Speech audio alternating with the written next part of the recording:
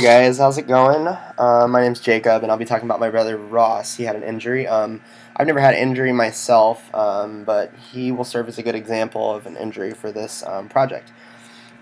He works in construction, and about a year and a half ago, he was coming down from a piece of machinery, jumping from the cabin, and fell down. He landed on his right foot, and it curled under him. The type of injury that he sustained is called the lateral malleolus fracture, and it involves a fracturing of the fibula at the ankle.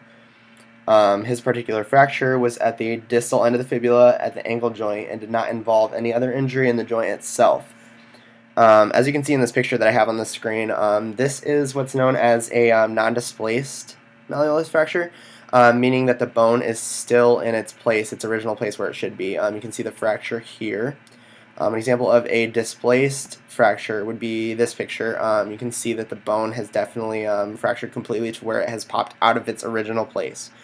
Ross did not sustain this type of fracture, luckily. He had a non-displaced, which made it a lot easier for him to recover.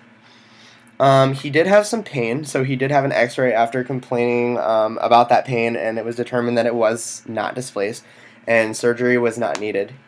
For his recovery, he wore an ankle cast for about 6 weeks and used crutches for walking, and it wound up healing very well. A little bit about the ankle joint. Let's see. The ankle joint consists of 3 different bones that come together, the fibula and tibia, obviously, of the leg, and then they rest upon the top of the talus bone here. They're connected by a series of ligaments, as seen in this picture, held together there. And this type of joint is known as a synovial hinge. And what the synovial hinge allows in this particular joint is called plantar flexion and dorsiflexion. You can see in this picture here.